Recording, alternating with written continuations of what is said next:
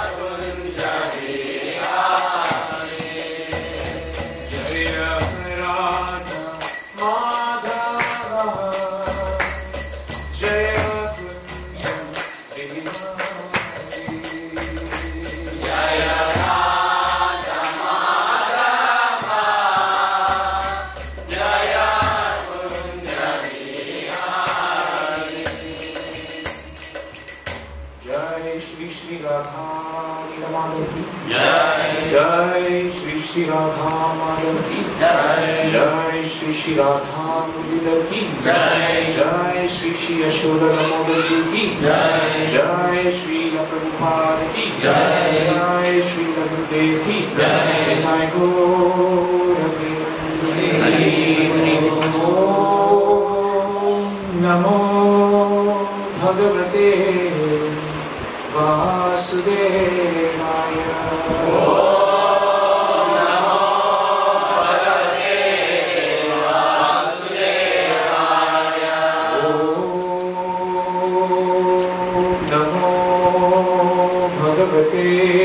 Vasudevaya.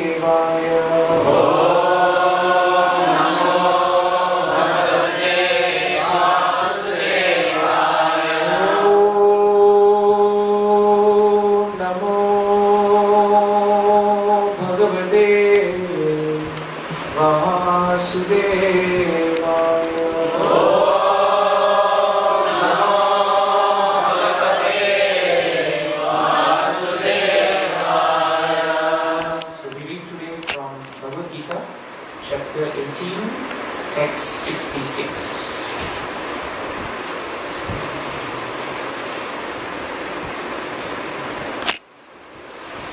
Sarvadharman parityajya Mamekam sharanam vraja Aham tvam sarva papebhyo Mokshayishyami ma suchaha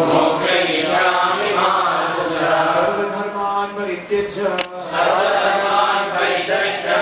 Mamekam sharanam vraja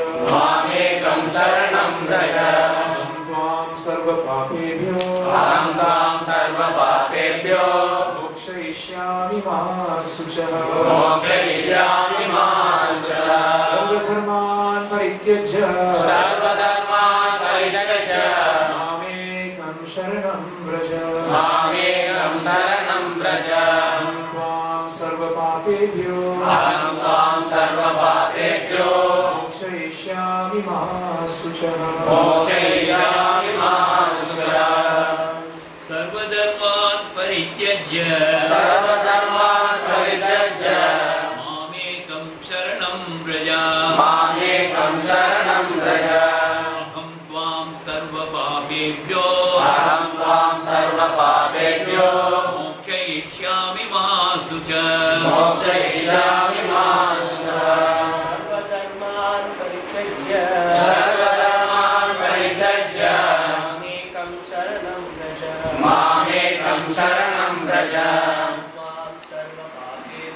Aham tvam sarva papebhyo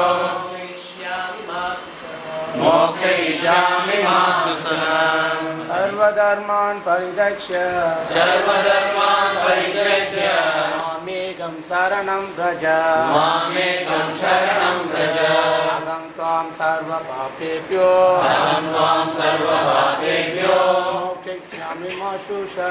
Mokshayishyami ma suchaha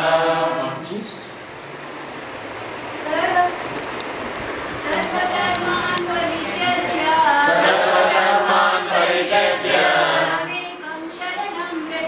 Mamekam sharanam vraja Aham tvam sarva papebhyo Mokshayishyami ma suchaha Sarvadharman parityajya Mamekam sharanam vraja Aham tvam sarva papebhyo Mokshayishyami ma suchaha Sarvadharman, all varieties of religion, Parityaja, abandoning, Mam, unto me, Ekam, only, Sharanam, for surrender, Raja, go, Aham, I, Tvam, you, Sarva, all, Papebhyaha, from sinful reactions, Mokshayishyami, will deliver, do not, Suchaha, worry. Translation and purport by His Divine Grace, A.C. Bhaktivedanta Swami Srila Prabhupada Ki. Please repeat the translation. Abandon all varieties of religion, and just surrender unto me. I shall deliver you from all sinful reactions. Do not fear. Please hear the purport. The Lord has described various kinds of knowledge and processes of religion. Knowledge of the Supreme Brahman, knowledge of the Super Soul, knowledge of the different types of orders and statuses of social life, knowledge of the renounced order of life, knowledge of non-attachment, sense and mind control, meditation, etc. He has described in so many ways different types of religion. Now, in summarizing Bhagavad Gita, the Lord says that Arjuna should give up all the processes that have been explained to him. He should simply surrender to Krishna. That surrender will save him from all kinds of sinful reactions. For the Lord personally promises to protect him. In the 7th chapter, it was said that only one who has become free from all sinful reactions can take to the worship of Lord Krishna. In the 7th chapter, it was said that only one who has become free from all sinful reactions can take to the worship of Lord Krishna. Thus, one may think that unless he is free from all sinful reactions, he cannot take to the surrendering process. Thus, one may think that unless he is free from all sinful reactions, he cannot take to the surrendering process. To such doubts, it is here said that even if one is not free from all sinful reactions, simply by the process of surrendering to Sri Krishna, he is automatically free.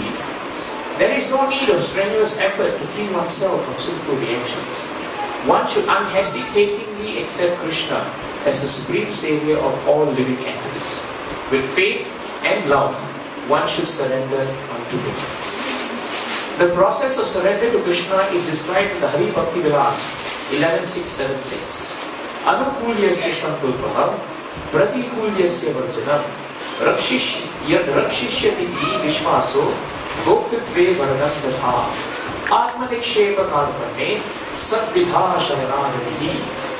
According to the devotional process, one should simply accept such religious principles that will lead ultimately to the devotional service of the Lord. One may perform a particular occupational duty according to his position in the social order. But if by executing his duty one does not come to the point of Krishna consciousness, all his activities are in vain. Anything that does not lead to the perfectional stage of Krishna consciousness should be avoided. One should be confident that in all circumstances Krishna will protect him from all difficulties. There is no need of thinking how one should keep the body and soul together. Krishna will see to that. One should always think himself helpless and should consider Krishna the only basis for his progress in life. As soon as one seriously engages himself in devotional service to the Lord in full Krishna consciousness, at once he becomes free from all contamination of material nature. There are different processes of religion and purificatory processes by cultivation of knowledge, meditation and mystic yoga system, etc. But one who surrenders unto Krishna does not have to execute so many methods. That simple surrender unto Krishna will save him from unnecessarily wasting time. One can thus make all progress at once and be free from all sinful reactions. One should be attracted by the beautiful vision of Krishna. His name is Krishna because he is all attractive. One who becomes attracted by the beautiful, all-powerful, omnipotent vision of Krishna is fortunate. There are different kinds of transcendentalists. Some of them are attached to the impersonal Brahman vision. Some of them are attracted by the super soul feature. But one who is attracted to the personal feature of the Supreme Personality of Godhead, and above all, one who is attracted by the Supreme Personality of Godhead as Krishna himself, is the most perfect transcendentalist. In other words, devotional service to Krishna in full consciousness is the most confidential part of knowledge. And this is the essence of the whole Bhagavad Gita. Karma yogis, empiric philosophers, mystics and devotees are all called transcendentalists. But one who is a pure devotee is the best of all. The particular words used here, ma suchava, do not fear, don't fear, don't hesitate, don't worry, are very significant. One may be perplexed as to how one can give up all kinds of religious forms and simply surrender unto Krishna. But such worry is useless. Om Ajnana-Timirandasya Jnana-Jnana Tasmai Shri Gurave Namaha Shri Chaitanya Mahavisham Sthapitam Yena Bhutale Swayam Rupa Kathamayam Dadati Swapadantinam Vandeham Shri Guru Shri Bhagavatam Shri Guru Vaishnavamscha Shri Rupam Sarvajatam Sarvadharmanamitam Sajivam Sarvaitam Savadutam Harijasekam Krishna Chaitanya Devam Shri Radha Krishna Madha Sarvadharma Shri Vishakhanvitamscha He Krishna Karnasindho Dinabandho Rajakpate Gopesha Gopika Kanta Radha Kanta Namostate Radha Gaurangi Radhe Radheshwari Krishna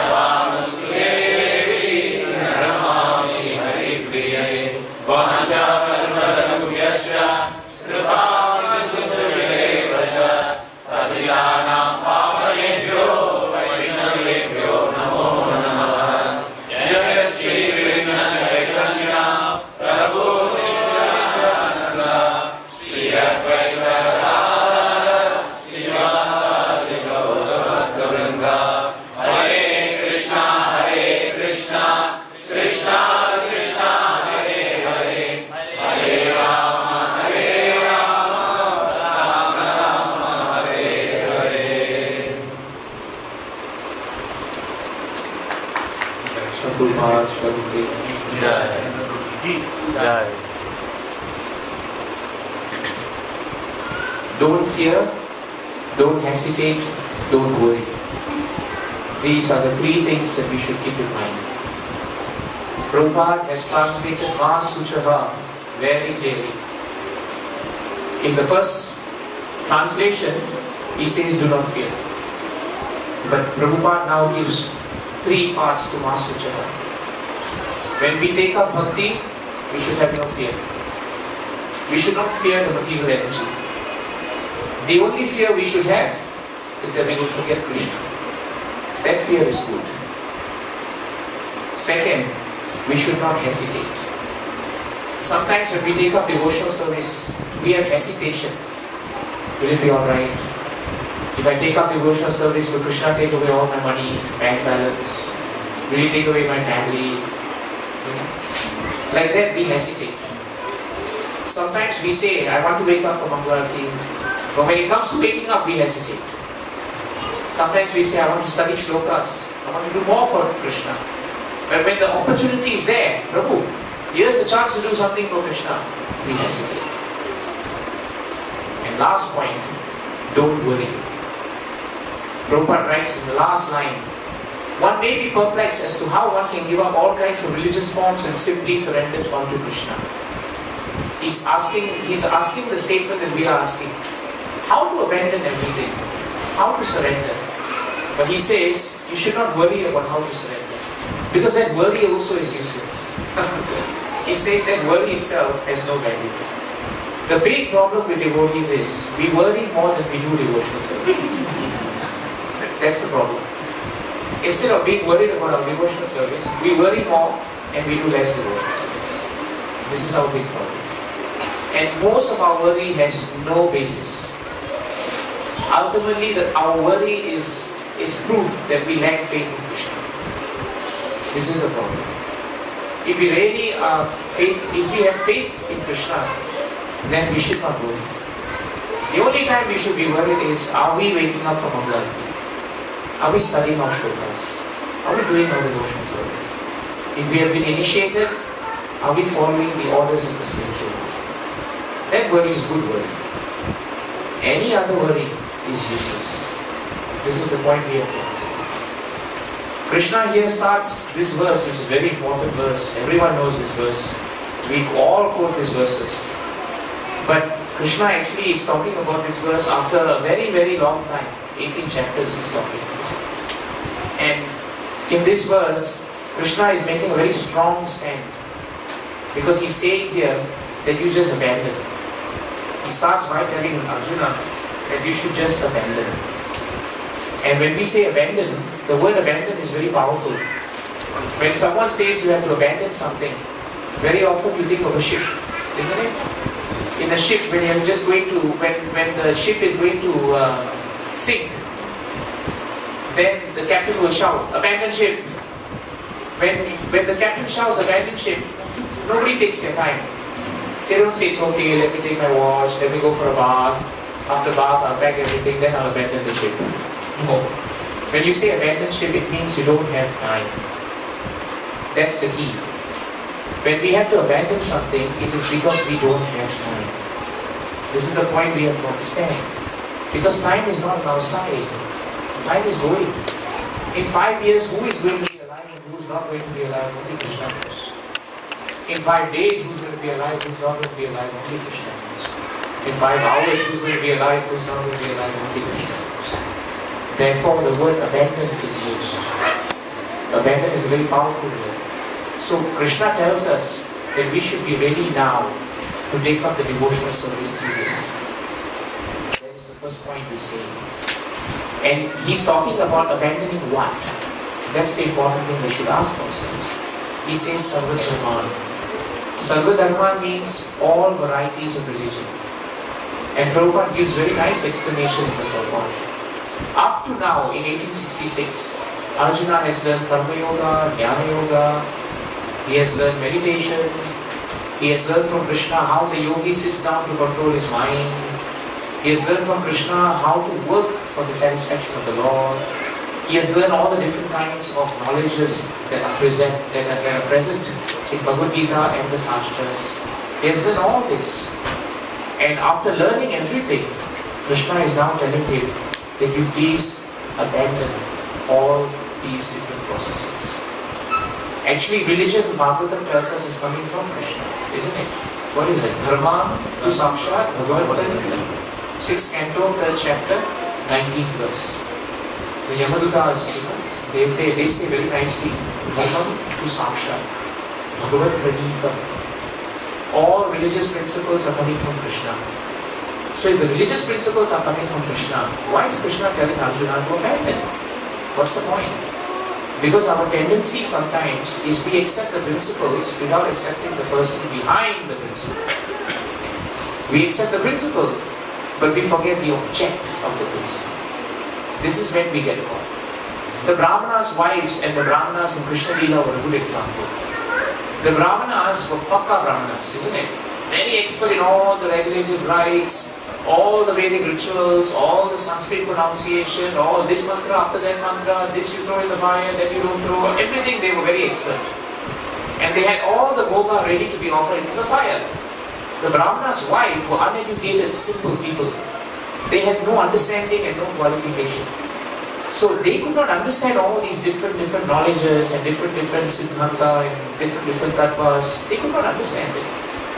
When Krishna and Balaram and the boys became a bit hungry, Krishna and Balaram told the Gopals, go and ask these Brahmanas, they have so much bhoga in the kitchen. Tell them we are hungry, we want it. The boys said, will they listen? And Balaram and Krishna said they should, because all the bhoga is meant for us.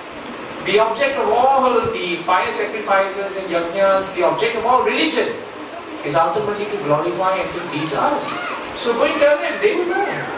So the boys go and say, we are very hungry and we are petitioning on behalf of Krishna and Balaram. And they are also hungry, can you give us some of the bhoga that you have? And the Brahmanas said, no.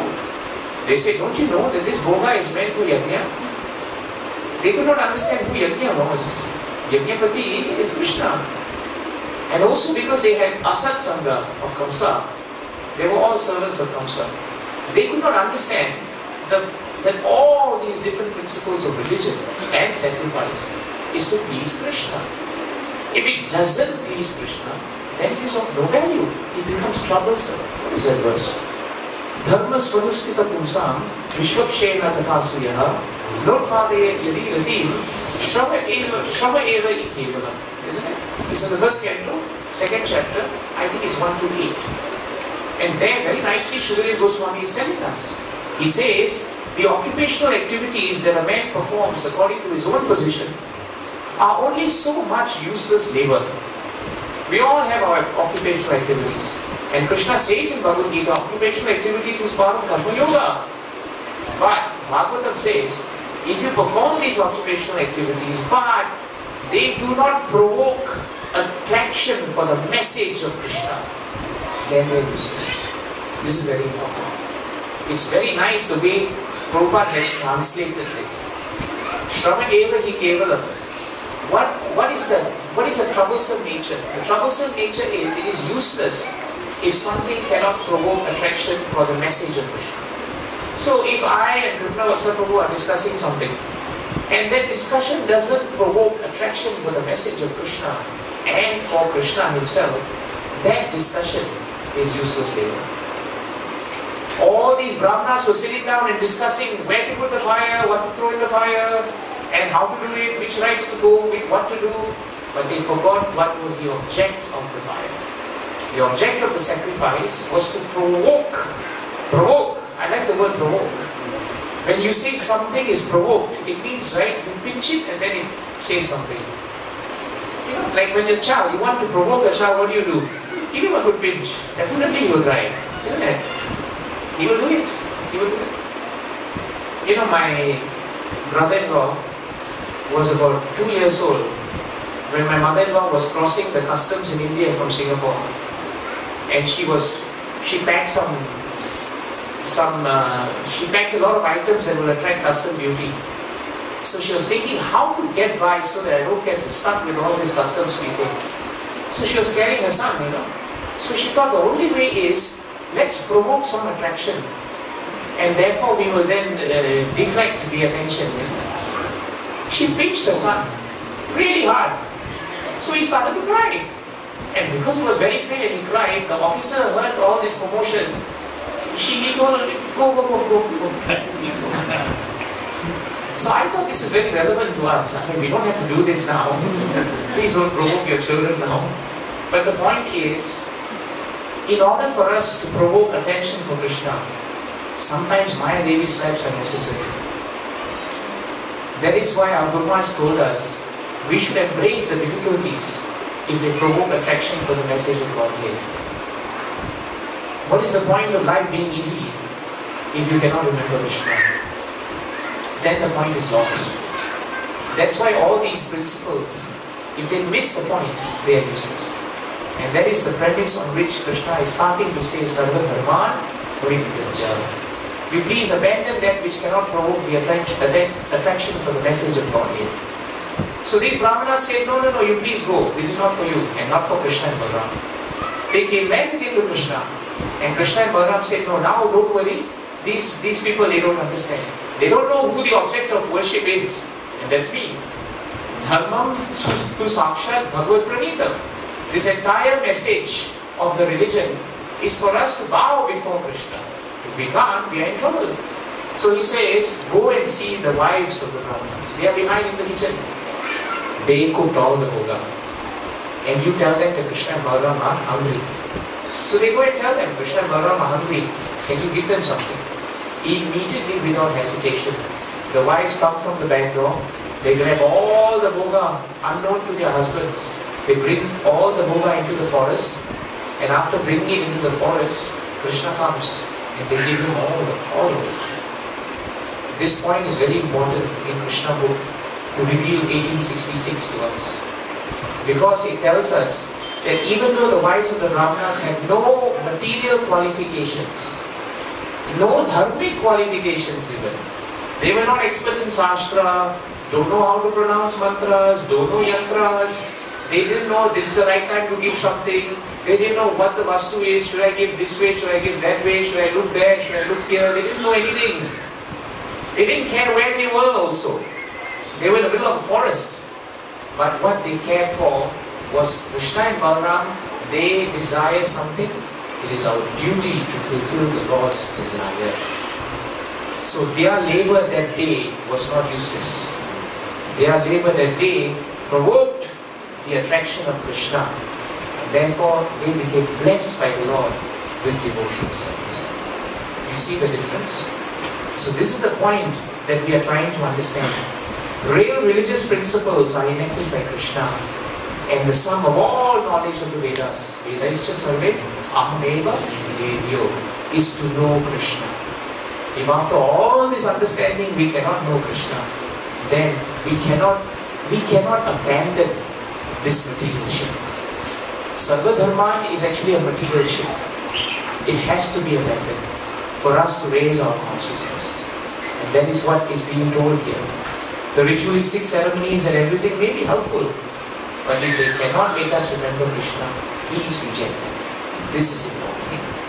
If two people are speaking about Krishna, the relationship is actually spiritual.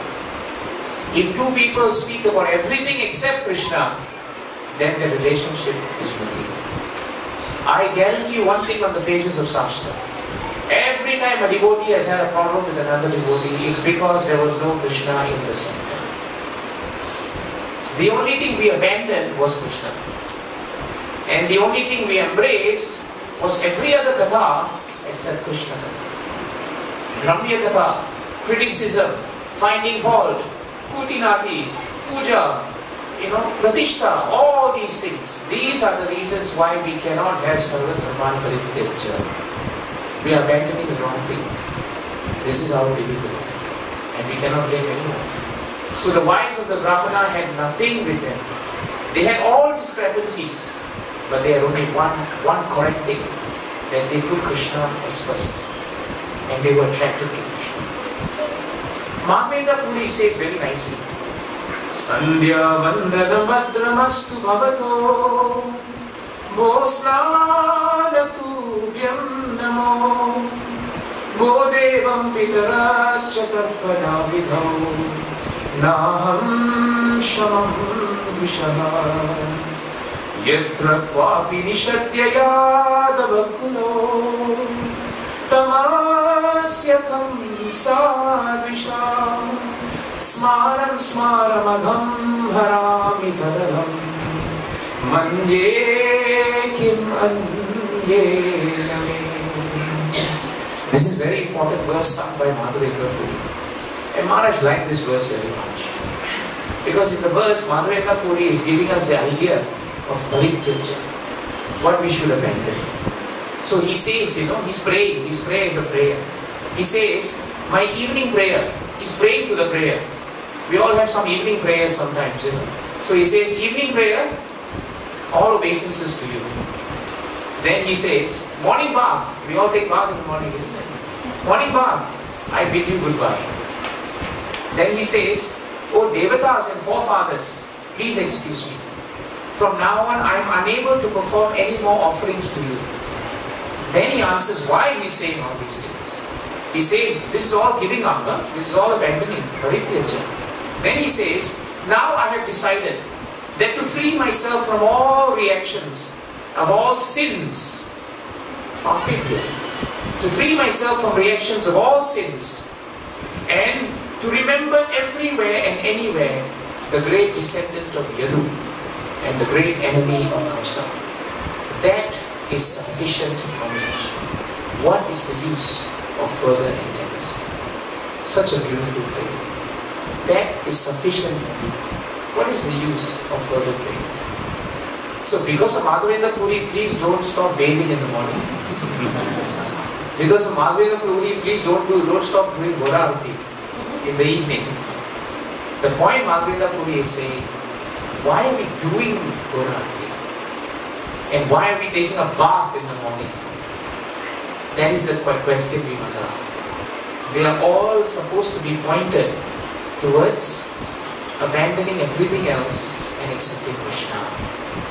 So he says, all these nitty-gritties, I don't want. Because just by chanting Hare Krishna, Hare Krishna, Krishna Krishna, Hare Hare, Hare Rama, Rama Rama, Hare Hare, then that is sufficient for us. Prabhupada gave us Hare Krishna mantra. Did he give us anything else? What did Mahaprabhu say is the mantra for this age? The Hare Krishna mantra. Did he say anything else? No. So why do we have to add? We don't have to add. Prabhupada gave us Bhagavatam. Did he give us anything else? He said Bhagavatam is enough. And all his books are enough. So why do we have to go beyond Prabhupada to find something else? It's not necessary. Whatever Prabhupada has given in Bhagavad Gita is more than sufficient. Whatever is given in CC, Chaitanya Charitamrita, whatever is given in Bhagavatam, whatever is given in his books is enough. We should abandon everything else to come to Prabhupada's books. That is the start of Sarva-Dharman Parityaja. If we do that, then Dharma Projita Kaitava Artha. When we reject any material fruitive activity in our activities for glorification of Krishna, then we attain one quality, Maharaj said, Nirvatsarana. We become non-envious. That is the greatest thing to be abandoned. Envy. Nirvatsaranam can only come when we are faithful and chaste to Krishna and to his message, not anything else. If we take anything else, we will not be chaste. And if we do that, Sadhyo Hridhi Avaruddhate Atyakritivihi Shushruvihi Tatshana. In no time, Tatshana means without delay. Without delay, in no time, that culture of transcendental knowledge is established in our heart. Why? Because we have submissively, we have attentively, and we have vigorously abandoned anything with material fruitive activity. That's why Prabhu and Mataji's, when we sit down to do devotional service, please don't mix the devotional service with all other desires for name and fame. Don't mix it with any motivation that I have to hit this target and that target. The only target we have is Shrama Eva Hi Kevalam. Is it troublesome because it is not attracting the message of Godhead? That's all we have to keep in mind. That is Sarva-Dharman Parityaja. Krishna says a very nice point in the 11th canto, 14th chapter, 22nd verse. Dharma Satya Daya Peto. It's a very important verse. Dharma Satya Daya Peto. Dharma means religious principles. Dharma Satya. Satya means truth. Daya means mercy. Then Krishna goes on, he's speaking to Uddhava. He says, Vidya va tapasa vitaha. Vidya means knowledge. Vidya va, certainly. Tapasa. Tapasa means all austerities. Anvita. Mad bhaktya petam atmanam sna samyati prapunati. It's a very important verse to understand 1866. Krishna tells Uddhava, if you have any religious activities that you are performing, and in that religious activity you have honesty and mercy, that is good. If you have any knowledge that you have obtained, but that knowledge you have obtained with great penance and austerity, that is also good. But both this activity that you are performing, which has honesty and mercy, and that knowledge that you have obtained with great penance, it cannot completely purify your consciousness, Uddhava. It cannot purify you. Very strong statement from Krishna. Religious activities endowed with honesty and mercy, there is such a great quality. And knowledge which is gained by great penance cannot purify one's consciousness if this knowledge and this activity is bereft of loving service to me. Very important point. This is what Parityaja means. That sometimes we get caught in the middle and we forget that, hey, we still have a journey. We haven't reached the temple yet. You know? Have you noticed how sometimes we talk on the phone with each other? We want to say something, but we get distracted and talk about everything else, put down the phone. Oh, I forgot to tell him, this is the reason why I called. This is the problem of Sarva Dharman. We get caught in all these different things. So, this is why Krishna is telling Arjuna that please, he's telling Uddhava here, unless there is loving service to me, it cannot purify your consciousness. Which means, you cannot surrender to Krishna. You will surrender to your mind, Prabhus and Matajis. You will surrender to your concoctions. You will surrender to the mental speculations. But you will not surrender to Krishna. This is very important. That is why Sukracharya finally had to admit to Vamandev, Mantrakas, Tantrakas, Chidram. Chidram means discrepancies, isn't it? There may be discrepancies in the way we pronounce mantras. Some smarta brahmanas in Vrindavan, they were laughing, at how Prabhupada's disciples pronounce Sanskrit. And some of the disciples came to Prabhupada and said, we don't know how to pronounce. And Prabhupada said, it doesn't matter how you pronounce. It matters that you have love for Krishna. That is acceptable. Mantratas, Tantratas. Tantra. We may know all the religious principles offered in the Vedas. We may know everything. Where to put what in the kitchen, what to clean when, what to wash, what not to wash. There are 100 different rules, isn't it, in Brahmanical living? If we get so caught up in there and we forget Krishna, it's a waste of time. Shrama eva hi kevalam. When you came to Maharaj, the first time I was with Maharaj in London, we went for a college preaching. Maharaj gave a nice class and everybody was so happy. At the end, the student leader comes up and tells Maharaj, Maharaj, we have got Arati prayed ready. Please do Arati. Maharaj said, Devki, you do Arati.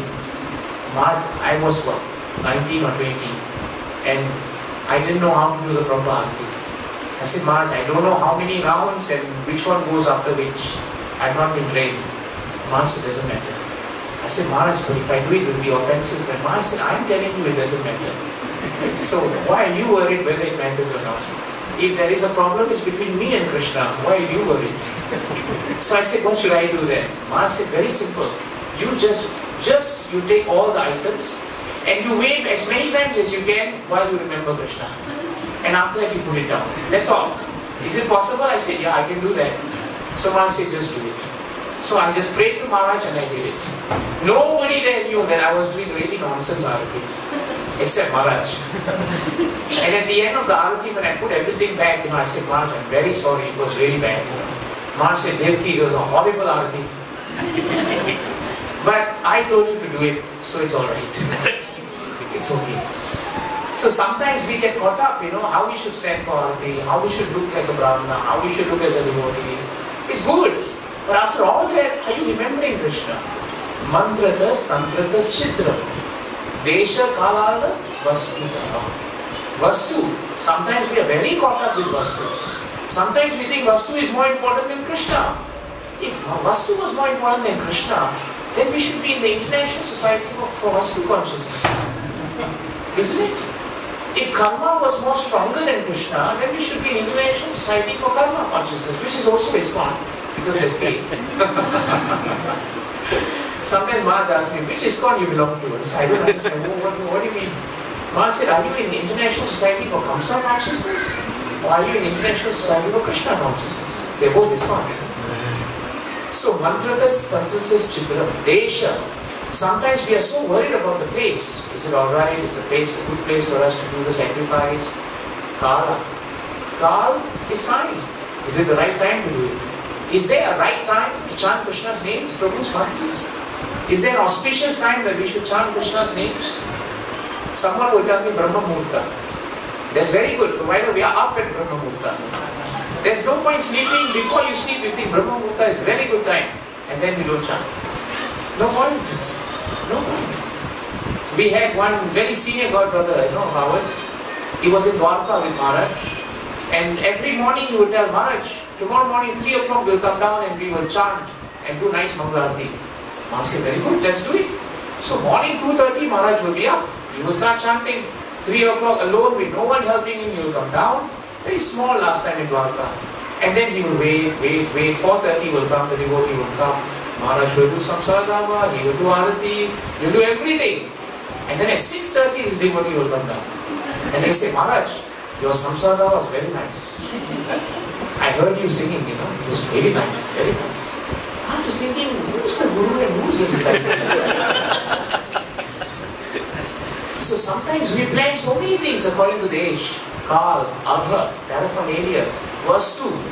But after all that, if it doesn't provoke attraction for the message of Godhead, then we have abandoned everything. Except the point that we are supposed to abandon. This is the thing that we have to ask ourselves. And that's why Sukracharya says finally, Sarva Karoti Nischitram.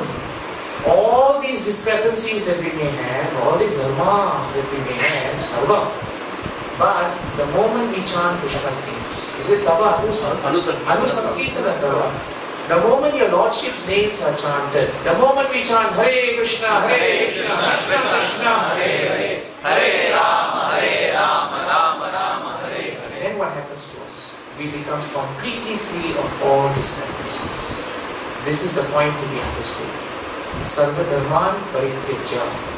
This is what we should do. And when we do this, then what happens? We understand that except for Krishna, Mam Ekam, except for Krishna, there is no one else that we offer Sharanam. The word Braja is very nice. Braja means to go. Braja means to walk. Sometimes we don't realize Braja Bhumi means the place where Krishna walked. Brajadham is holy because Krishna walked. And we also must always walk towards Krishna.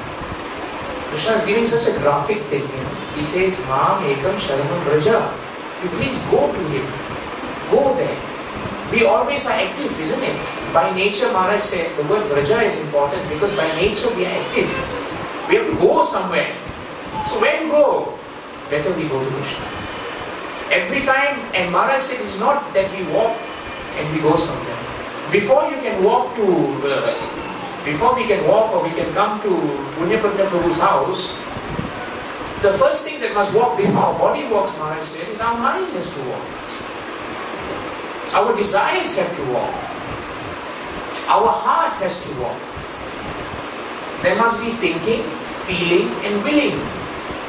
If our thinking is that we have to come for the program, then we will start feeling for the program. When we feel that we want to come for the program, then we will have determination to come for the program. Then Maharaj said your legs will move. Up till then your legs are not going to move. That's the point. That is the meaning of Braja. Braja means there must be activity in Krishna consciousness. There must always be movement because Krishna consciousness is dynamic. And doesn't mean today you surrender, tomorrow, yesterday I surrendered, now I'm already considered surrendered. That is not Braja. Braja means daily we have to go to Krishna. That is what Diksha also means. When we take initiation, initiation means you initiate a process. It doesn't mean I went to work today, that means it's counted for the whole month I've gone to work. What kind of logic is that? But when we say, I've chanted my rounds today, tomorrow I don't have to chant my rounds, that is alright. That is not the way. Daily we have to be initiated into this Sarva Dharman Parityaja. Daily we have to say, Krishna, you are only Mam Ekam. And daily we have to say, Sharanam Praja. It is daily. We cannot take annual leave from Bhakti. We can't. We can't apply. Krishna will accept the annual leave.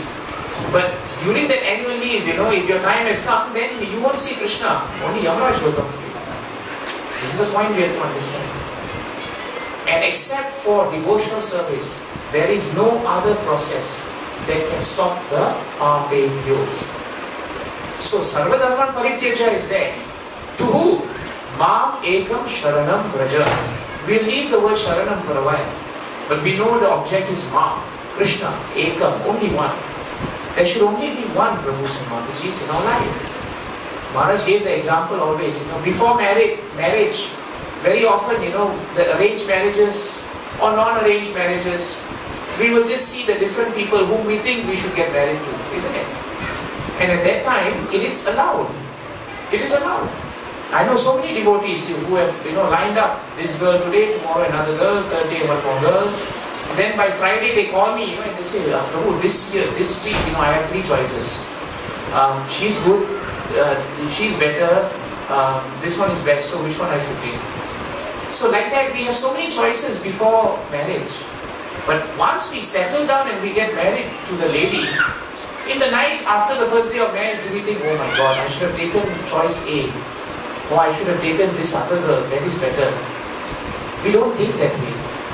And we don't keep in touch with those other people whom we thought we were going to get married. We never do that. Never. It is frowned in our society. That is Mam Ekam. Ekam. This is very important. What is that verse? Tasma Ekena Manasa Bhagavan Sarvatam Bhatihi. Isn't it? Shrotavya Kirtitavyascha Deyas or Pujasyas? Deyas Pujascha Nityada. It's very important verse. Tasma Ekena Manasa. Our manas, our mind and our heart should only have one, and that is Krishna. There should be nothing else in our heart. When Surdas was told by, was it Akbar? Was told by Akbar to come to his court, he went to the court with great reluctance. And when he went to the court, Akbar heard his beautiful bhajans in glorification of Krishna. Then Akbar told Surdas, you please now compose some beautiful bhajan in my glorification. And Surdas then said that I only have one request from you, that henceforth don't ever call me again. And Akbar said, why? He said, because in my heart there is only room for one person and only one object of glorification. And it is not you, it is Krishna. Next time, please don't ask me to come here because I am unable to fulfill your wish. I am unable to fulfill your wish. When the ruler of Bengal tried to destroy the reputation of Haridas Thakur by sending a lady in the night to sit with him and to seduce him, she came and sat with him. And Haridas Thakur had only one object in his heart, to complete his rounds in glorification of Krishna. So what did he tell her? He did not reject her. He said, you have come to enjoy with me. I am willing to enjoy with you and give you what you desire. But I have to complete the goal of my existence first. Let me first of all chant my rounds and complete them. When I've done that, I'm ready to talk to you. So she thought, alright. She waited until morning and he wasn't ready, so she went home. And then she told Nawab, next day I'm confident, when he finishes, I will be ready. Next day again he said, you sit down and let me finish the goal of my existence. And he continued. And again, she could not have time, he could not have time.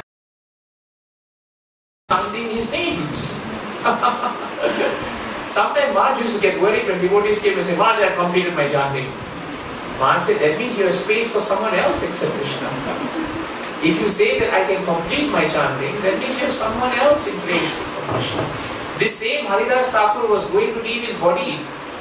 And as he was going to leave his body, he was lying down and he was looking morose. Chaitanya Mahaprabhu came and asked him, Haridas Thakur, what disease are you suffering from? He said, I am suffering from the disease of not being able to complete my rounds. The Namacharya is saying that he cannot complete chanting Krishna's names. It's a fact. We cannot complete chanting Krishna's names. We can't. So we should be very careful to understand Mam Ekam means, except for Krishna, there should be no politics. There should be no other motives. Only Krishna and serving of the devotees. That means Krishna is satisfied. That is where we should go. That is Vraja. That is where we should be active. Vraja is an active principle, Prabhus, Matajis. It is not a static principle. It is active. When you go somewhere, you are always moving. In Krishna consciousness, we must never become inert. We must never be satisfied with our Krishna consciousness. We should always say, I am not up to the mark. However, our problem is, we always tell other people, you are not up to the mark, because I am up to the mark. That way we cannot do Vraja. We will get stuck and we will never move. So the point of Mam Ekam Sharanam Vraja is there. Now he says the next point. What's the next point he says? Aham Tvam Sarva Papebhyo. This Pap is a big point in our lives. Many people always talk about sinful reactions and sin. What is the definition of sin in Bhagavad? Sin simply means the forgetfulness of Krishna. That is the meaning of sin. Any activity that you do where you forget Krishna is considered sinful. That means even if you get pious reactions from your good deeds, if they make you forget Krishna, they will still bring you back to this world. If you want to know that, look at the purport of 10.3 of Bhagavad Gita. In the purport of 10.3 of Bhagavad Gita, Krishna makes it very clear. Anything done under the direction of Krishna is transcendental. It cannot be contaminated by material reactions, which may be auspicious or inauspicious. The conception that there are things auspicious and inauspicious in the material world is more or less a mental concoction. See how Prabhupada writes it. The conception of anything auspicious or inauspicious in this world is a mental concoction, because there is nothing auspicious in the material world, full stop. Prabhupada says there is nothing auspicious in this material world. Then he goes on to say everything is inauspicious because the very material nature is inauspicious. Powerful statement. Material nature is inauspicious. We simply imagine it to be auspicious. See, we are speculating. Imagination. Prabhu, if you do this activity, is very auspicious, Prabhu, very auspicious. Material nature is inauspicious. How can that activity be auspicious? And all auspiciousness in this material world is relative, isn't it? I've given this example before. Birbal, and Akbar. Akbar was walking down on the road one day and he saw a shoemaker making shoe. He was fascinated by how the shoemaker was making the shoe. Looking and looking and looking, he didn't see a pillar in front of him. He banged into the pillar. So his nose was hurting. And all the courtiers came and said, Maharaj, what happened? What happened? Why did you hit a pillar? Who caused you to hit the pillar? Tell us, we'll punish him. So he said, actually, I was looking at the shoemaker and thinking how he was making the shoe, and then I hit the pillar. So the courtiers said, the shoemaker is very inauspicious. Just by seeing him, your nose is already hurt.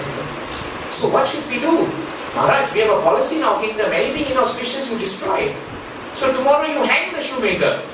So what? That's very good logic. Yeah. We need auspiciousness in our kingdom. So we'll kill him. Next day, Birbal comes back.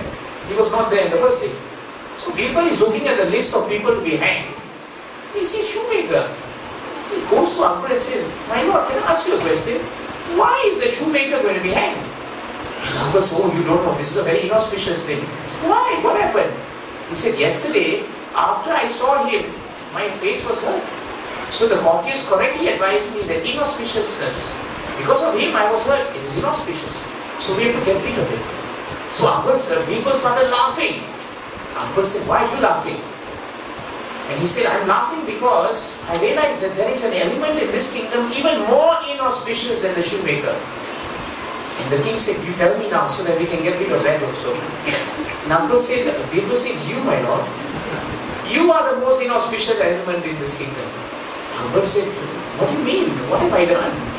He said, just imagine, you just walked by and you saw the shoemaker, and when you hit your face on the pillar, the shoemaker is going to die. All the shoemaker did was, he saw you. And after seeing you, tomorrow he is going to hang. Is there anything more inauspicious in this world or in this kingdom than your face? Because just to see you means you have to hang. That means you are really most inauspicious. So this illustration is used to show that there is nothing really auspicious in this world. It's all imagination. It's all concoction. That's why the 10th chapter, 3rd verse, in the purport, Prabhupada ends by saying, real auspiciousness depends on activities in Krishna consciousness, in full devotion and service. Beautiful point. Real auspiciousness depends on activities in Krishna consciousness. We are all gathered today in Krishna consciousness. So today, Poorna Prabhu's house is really the seat of all auspiciousness. Because all of you are actively remembering Krishna. You have all come here, Braja. And you came here for Mam Ekam, only Krishna. And you gave up all your other activities in the evening, Sarva Dharman. And you gave it up very quickly to come here by 6, Varitajya. You see, all the elements are there by a simple activity of coming here to hear Bhagavat and Bhagavad Gita. This is the principle of Krishna consciousness. And if one accepts this, Bhagavatam says, then 6.1.15 of Srimad Bhagavatam is applicable. Kechit kevalaya bhaktya vasudeva parayanaha agam durmanti katsyena niharam iva vaskaraha. It's a very important verse spoken by Shukadeva Goswami to Parikshit Maharaj. And Shukadeva Goswami says, to those who perform unalloyed devotional service, that means Mam Ekam Sharanam Braja. If you perform devotional service with nothing else in your heart but to satisfy Guru, Sadhu, Sastra and Krishna, then you will perform that activity in this manner. Vasudeva Parayanaha. Parayanaha means what normally? Anyone? Sorry, Prabhu? Worshipping. Yes, it's worshipping. Glorification, worshipping, that's Parayana. And Vasudeva means Krishna. Prabhupada in the word-to-word translation gives a beautiful definition of Parayana. He says Parayana means only to be attached to that service to Krishna, and not to be dependent on results of knowledge, austerity, cultivation of penance and cultivation of knowledge, and any other form of religious activities. We don't get caught in those things. We are only attached to that service to Krishna. Not that I'm very good because I'm waking up 3:30 every morning. Now, are you attached to the idea of waking up at 3:30 in the morning? Or are you attached to the idea of I can wake up so that I can glorify Krishna? Which one is more important? Sometimes our mind becomes very proud, when our sadhana is good, mind becomes very proud.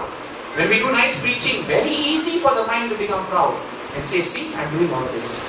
But the point is, for the preaching is to glorify Krishna. If you miss that and you glorify yourself, then it's not Vasudeva Parayana, isn't it? It's somebody's name and then Parayana. If someone does it that way, Shukadeva Goswami says, then he guarantees Agam Durmati Tatsena. Whatever sinful reactions, right? This Sarva Papilyo, all this pap, whatever sinful reactions we have in our hearts, all the sins of so many lives, if you take up this devotional service, Mam Ekam Sharanam Braja, Tasmat Ekena Manasa, Bhagavan Sarvatam Patihi, if you accept that only Krishna is my protector, no one else is my protector. And after accepting Tasmat Ekena, and after accepting that Bhagavan is Sarvatam Patihi, then you become active. Braja. What is your activity? What is your Braja? Your Braja is what is it? Shrotavya? Shrotavya means to do what? Shrotavya means to glorify. Right? To glorify. Shrotavya is to glorify. Kirtitavya. Kirtitavya means to chant. So we chant and glorify Krishna's names. And then puja. Puja and dhyaya. Dhyaya means to... Sorry, what? To remember, yes. Dhyaya means to remember. Dhyaya means intelligence, remembrance. And puja means to worship. So if we remember Krishna, if we glorify Krishna, if we chant Krishna's names, and if we worship Krishna, and if we do all this, nityada, always, then agam gunvanti kasena. Then all the path that is in the heart is completely rooted from the root, uprooted from the root. Otherwise, all other prayaschitta that we do, sometimes they say, oh, you got Sani dosha. Rahu is here, Ketu is there, Sani is there, Guru is very far away, And because Guru is not there, you can't do all your bhakti. All these things are there. And then they tell you, that because of all these things, we have to do all these things. Yes, it is true, Shastras tell us, that at that time, the influence of the stars become less. And for a while, your activities are free from those effects. But it's temporary, Prabhus and Mataji's. It is like you want to get rid of a certain plant that you're growing in your land. Some people do this, they burn the land. After they burn the land, what happens? They think that's it now, the crops won't grow. But I tell you, give 1 week and all of them will grow back again. If you dig it from below and take it out from the root, then it will never grow again. The only activity in the whole wide universe that can stop that sinful reaction is this pure unalloyed devotion sense. Mam ekam, tasman ekena. This is the vraja that we must do. This is the point that Krishna is trying to tell us in 1866. And if we do that, just like the sun can evaporate, vihara iva vaskrama, just like it can evaporate water, very strong, and still remain pure. Sun can evaporate urine, but it never affects the purity of the sun, isn't it? You can put whatever dirt you want into fire, but it never affects the purity of the fire. In the same way, if you perform devotional service, we will never be touched by Sarva-Papi. This is the point of the conversation. And once we understand that, the final point that we should understand is the word Sharanam. Sharanam. Before Mahasuchaha comes, we have to understand what Sharanam means. Because Prabhupada gives very important clue of this word Sharanam. And he quotes Hari Bhakti Vilas, because Bhakti Vinod Thakur has very nicely stated and explained this point of Sharanagati. He says the first point that we say, where is the verse? You have Prabhu Gita? Anukulyasya Sankalpaha. Sankalpaha means to accept. So if we want to say that we are surrendered, then we must test ourselves in the test. It's okay, you can tell me. If we want to say, I am surrendered, Prabhu, I am surrendered, Prabhu, I am very, very surrendered. So surrender means there's a test. All 6 categories you can tick, then you are considered Sharanam. The first is Anukulyasya. We give up whatever, we accept whatever that is favorable for Krishna consciousness. If some activity doesn't make us remember Krishna, please don't do that activity. That is very important. Maharaj said to accept things which is favorable for Krishna consciousness means that you want to please Krishna. That also means for us, we are all neophytes struggling. It means please do what your spiritual master is telling you to do. If he instructs you that this will please me, please do it. Automatically, Anukulyasya Sankalpaha is there. That's all. And at the same time, you must reject. Pratikulyasya Varjanam. Varjanam means to reject. You must reject anything which has nothing to do with Krishna. And how do you reject it? You reject it by abandoning. Parityaja. Jump! Ship is going down. Jump out. That's how we must reject it. When Govinda was massaging Mahaprabhu's lotus feet, after nice Ratyatra, Mahaprabhu lies down after having prasadam at Srivas Thakur's house. And he says, Govinda, please massage my feet. So Govinda is thinking, to massage your feet, I have to cross over you. Lord, please move your leg. It's not, I cannot cross over your leg. Mahaprabhu says, do whatever you please. That's all. Do whatever you please. And then Govinda thinks carefully and he crosses Mahaprabhu. Great aparadha. Really sarva papebhyo. He will go to hell for crossing the feet of the Lord. He crosses over and he starts massaging. After massaging, Mahaprabhu says, enough. Now I'm going to take rest. You go and have prasadam. Now for him to have prasadam, what must he do? He has to cross back. 45 minutes later, Mahaprabhu wakes up. Govinda is sitting there chanting. He says, Govinda, why did you cross over? Man, you crossed over the first time, isn't it? What's wrong with crossing? Same activity. Nothing, just cross. But Chaitanya Charitamrita says, when Mahaprabhu asked like that, Govinda became silent. And Mahaprabhu understood his heart and became at peace. So Prabhupada writes in the purport that when Govinda crossed the first time, he crossed it despite the fact that there will be so much power, because that activity was devotionally based. It was a service to Krishna. It was not service to his mind. He was ready. Like the gopis were ready to take the dust from the lotus feet, from their lotus feet and put it on Krishna's head because Krishna had a transcendental headache. And all the other categories of devotees just thought, better not take a chance now.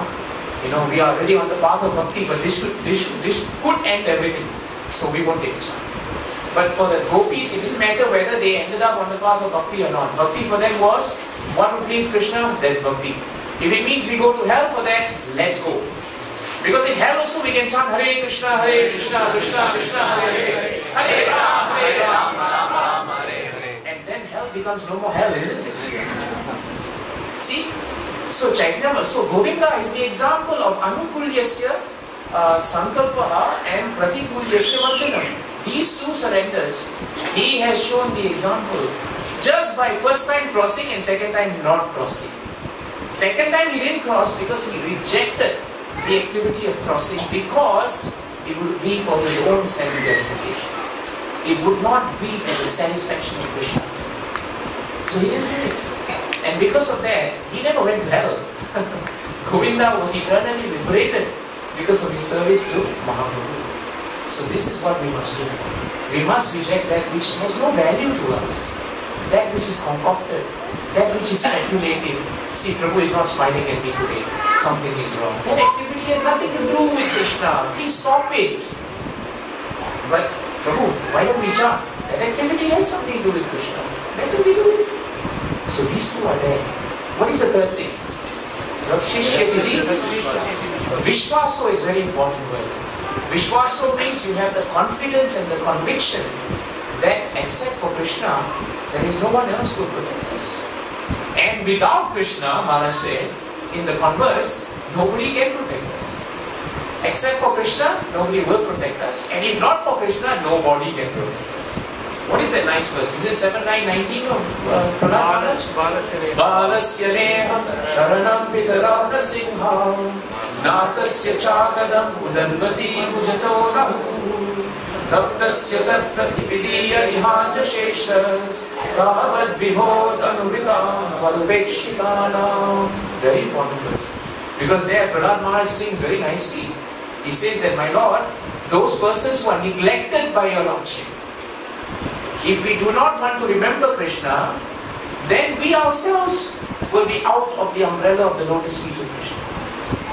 That's why Maharaj always used to say, if you neglect chanting, chanting neglects you. If you neglect bhakti, bhakti neglects you. The emphasis for that is in 7, 9, 19. My dear Lord, because of a bodily conception of life, the embodied souls who are neglected and not cared for by you cannot do anything for their betterment. Whatever remedies they try to do, it's always temporary and it cannot help them to remember you.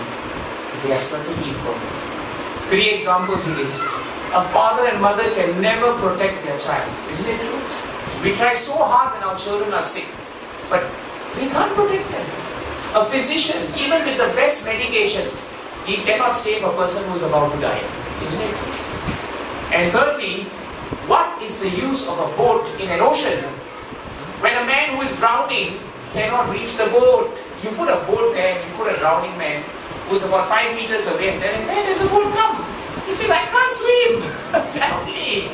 The boat is of no value to a drowning man. This is the point we have to understand. That's why we should only depend on Krishna. Because if we don't, this Vishwaso means we must depend not on Krishna as in like, Krishna, will you help me? Krishna, will you not help me? Will you help me? Will you not help me? That is not Vishwaso. Vishwaso means, Krishna, I know whatever I am getting is for my protection. And what is this protection we talk about? We are not protecting our bodies. We want to protect our devotional service.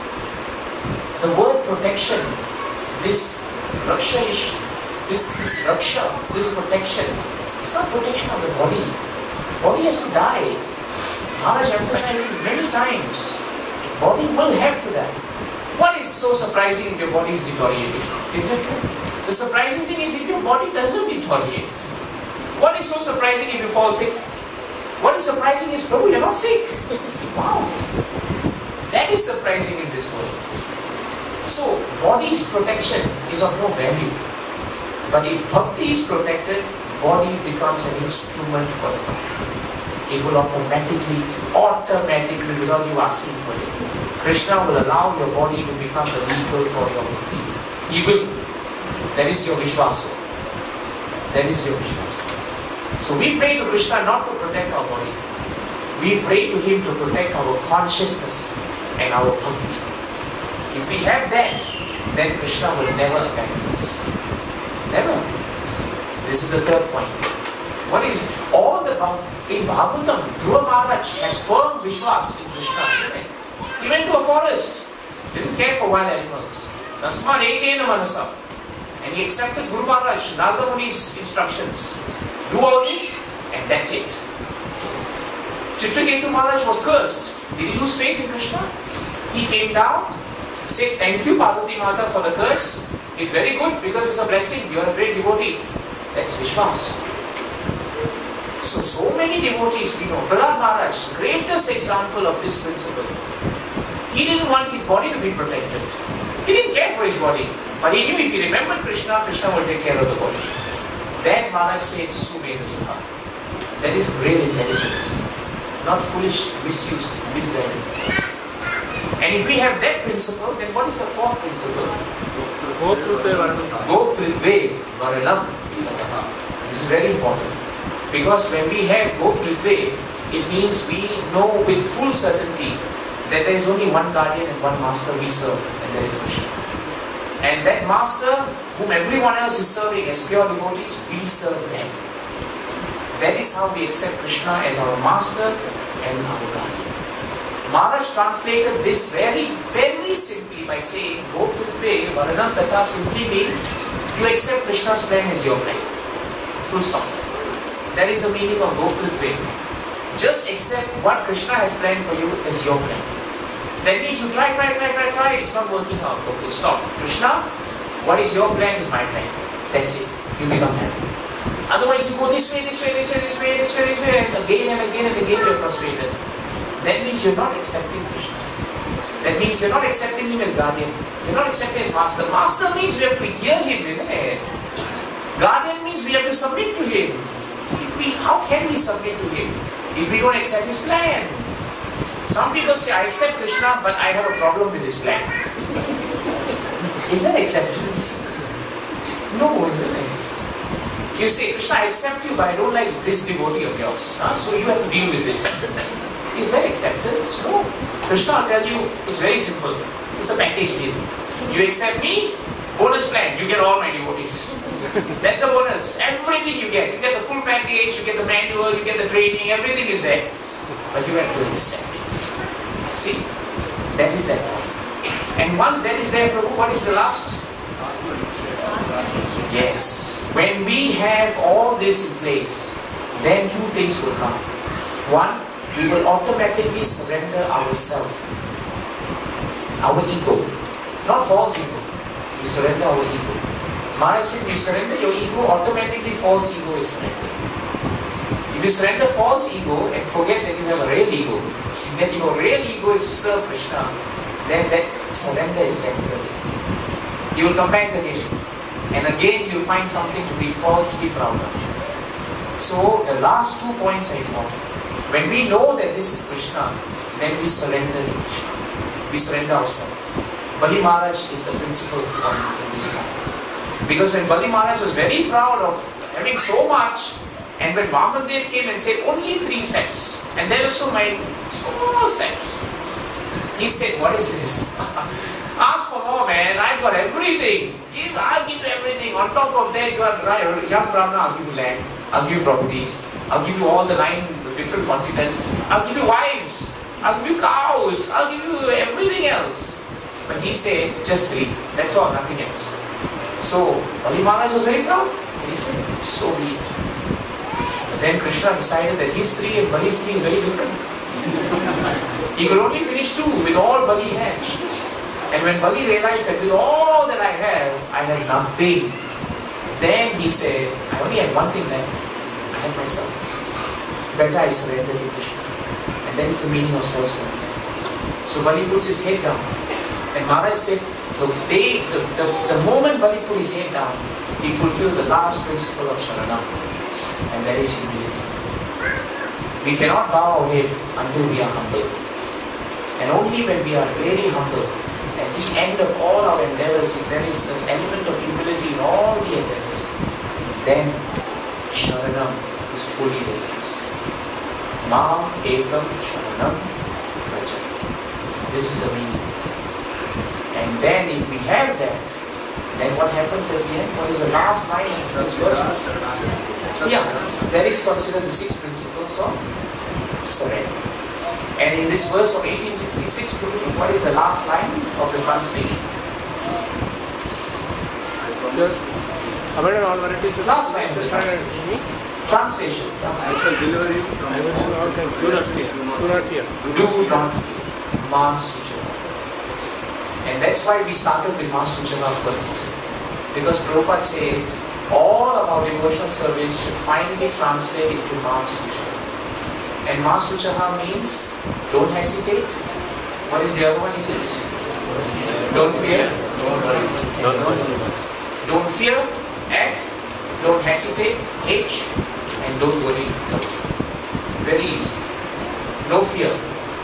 When we don't fear, Maharaj said, that means we don't discriminate. One standard for me, another standard for you.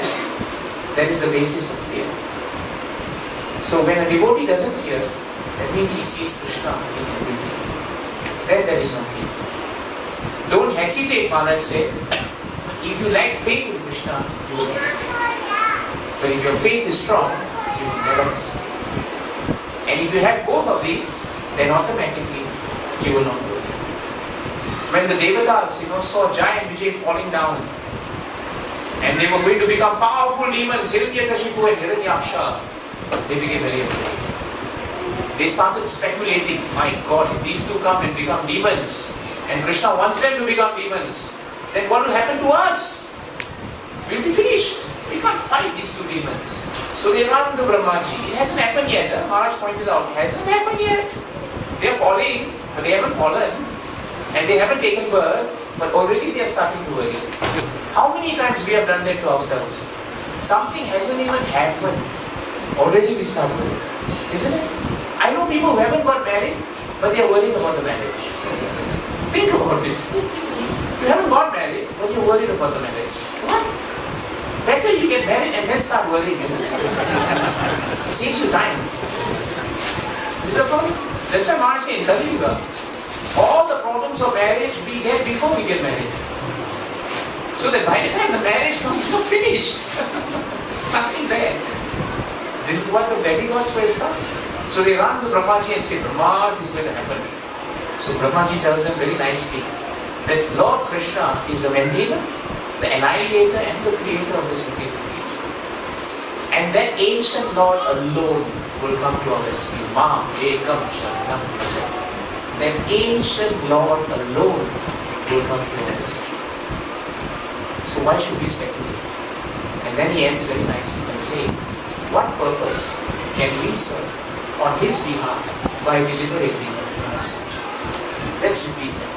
What purpose can we serve on his behalf by deliberating on the subject? on the subject. What purpose? What purpose Can we serve? can we serve On his behalf. on his behalf By deliberating. deliberating On the subject. on the subject? Now the next time your wife or husband comes to you and says, hey, we have a problem, it's going to happen.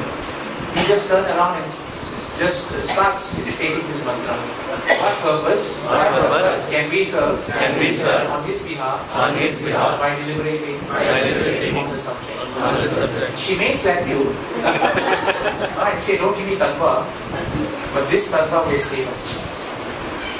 It will save us.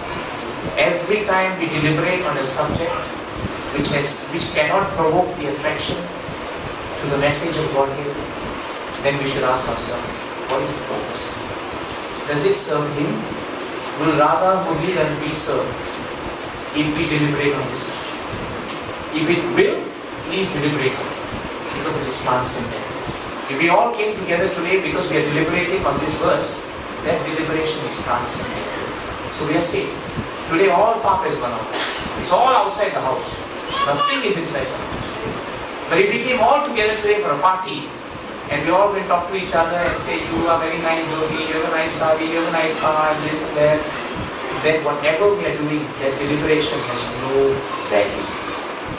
If we come together and deliberate on somebody else's behavior, criticize this person, criticize that person, does that deliberation serve Krishna's plan? It doesn't. So what purpose does it serve? Right? It doesn't serve anything. So we should end by remembering Ma Suchaha and this last beautiful line. What purpose can we serve in His behalf by deliberating on this? So Prabhupada says beautifully, and there's nothing else to say. Don't worry, Prabhus and Matajis. We worry more than we do our sadhana. I'm sorry to say, but it's a fact. I am the first person who's guilty of it. We worry more, much more, than we do our sadhana. And all our worries very often have no factual basis. Isn't it true? There is no factual basis. So please, our humble request is, let us help each other. Let us serve each other. To try somehow or another to first abandon all these different paths and just come to one path, the path of Bhakti. And in doing so, it doesn't matter because we have full faith in Krishna. Just walk that one path and not worry. Devotional service is supposed to make us happy, isn't it? Jai Radha Murli the key. Devotional service means we should be able to see each other's teeth. That's a simple translation for devotional service, isn't it? And we are not showing teeth in the wrong way.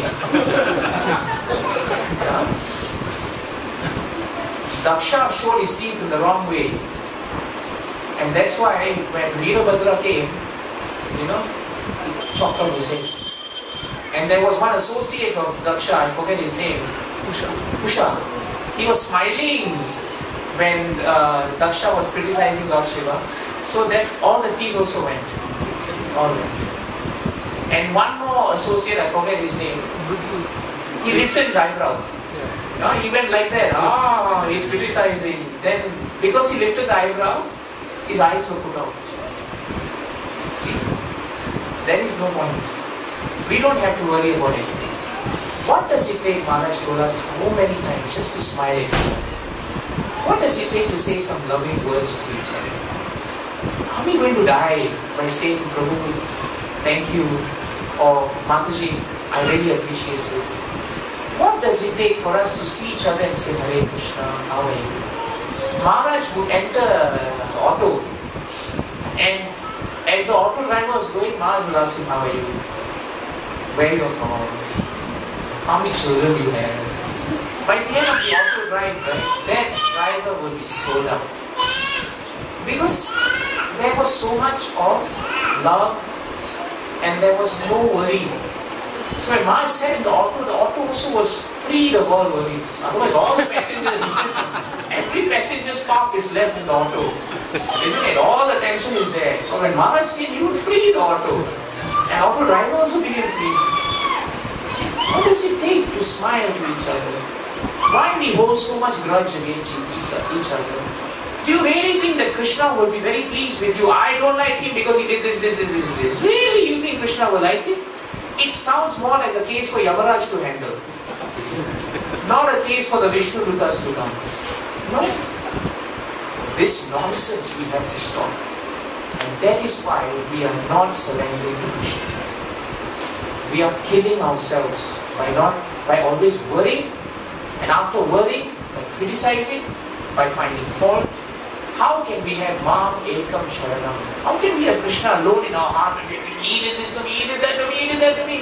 Our heart is too full of everybody to get Krishna inside. There's no space. Krishna says, I'm sorry, I'm mukti, but there's no place for me to sit. No chairs available. Because you've lined up this whole row of people and you're criticizing them one by one. So I don't want to sit there. Please. Devotional service is not dead. Devotional service is dynamic. Not the other D, dead. It is dynamic. It must make us so happy that we can smile at each other. That's all. That's all. If we can smile and be happy in our whole life, that is the greatest symptom of devotional service. And that's why the final line of 1866 is so simple. Ma Sujana. Don't worry. So my request to everyone, don't worry. Just be peaceful in Krishna consciousness. If there's a problem, discuss it with devotees. And after you discuss it with devotees, remember, both of you should tell each other, Ma Sujana. Don't worry. Don't worry. That's all. Jai Grantaraj Srimad Bhagavatam ki Jai. Srila Prabhupada ki Jai. Srila Gurudev ki Jai. Jai Guru. Maybe we can take one question or one realization and then we can do deeper. Arjuna, please. No, if anyone else has minds, just about leaving home, I was just going through that, morning I told you about the old thing, which is the second volume that I was talking about. Yes. I was just arbitrarily, I was just browsing through some page which I didn't even know, and it came to exactly the one that you wrote after we finished the Rajkot and Dwarka temple opening ceremonies.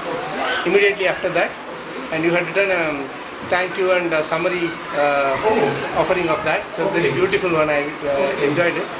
In that, I just read that verse. You said Maharaj built this whole temple on just the two verses from Bhagavatam. Yes. The first one is Mantrataha Tantrataha Chidram. And the same thing you put it. Yes. And second one you said is Tatvanyata Kinchana Yadvivamchita. Tatvanyata Kinchana Yadvivamchita. I didn't realize that. I just read it and came here. But your point is right. That if we really want to be peaceful in devotional service, we should know that devotional service has no disturbances. So anyone taking devotional service has also no disturbances. Isn't that logic? If someone takes a process, it becomes perfect because the process is perfect. Today we read what Prabhupada said on purity. If you follow someone who is pure, you become pure. If you work under an expert, you become an expert. So why Mahasucha? Why do you worry? We just follow. And the second point Prabhu brought up is really nice. Dato Anyata, Kinchana Yat Vivekshataha. This Dushtita Matihi is the reason why we worry. Always oscillating. But very clearly, Naradaji tells to Vyas Bhagavan that anything that you describe, which is separate from the vision of the Lord, will somehow or another agitate the name, form, will somehow or another react with different name, forms and results to simply agitate the mind. So how to be Sarva Dharman Parityaja if we hold on to these things? This is very important. Please hold on to that which makes us peaceful in Krishna consciousness. I read one interesting thing which coincided with that Mantrataha Tantrataha Chidram, because I think Maharaj was probably meditating on that verse for a few months leading to, because that Nrsimhadev costume also, for that also, that for the brahmacharis, he read that verse and the purport. To prove to them that mantras, tantras and all is not needed for Nrsimhadev. You remember that? So you had written very nicely that so many people are doubting that Maharaj is too old there is no full-time devotees, congregation is not there, and there is no Lakshmi being collected, and who will manage the temple? All the doubting Thomases, use that word, doubting Thomases, Maharaj disproved them just by doing pure devotional service, and that one was very nice, I like it. And that is 1866. Don't doubt a moment that Krishna is not protecting us. Never doubt a moment that our spiritual master is not looking after us. Don't waste the time. Just do devotional service. Be happy with each other. Don't forget. You can't get along with each other here. You still have to see each other in Golok Vrindavan. What are you going to do there? You go all the way up there, fight with this person for 10, 20 years here. Can't stand him, can't stand her, don't want to see him, don't want to see her. Okay, fine. Go up there, you say, hey, doing service. My God, here the same problem. You'll never be allowed entry. So the entrance exam is here. The training program is here. Either we get along with each other, or we never go back to our spiritual masters, and we know never go back to God. It's very clear. We have to cooperate. That is the highest principle of devotional service. Let's chant Krishna's names.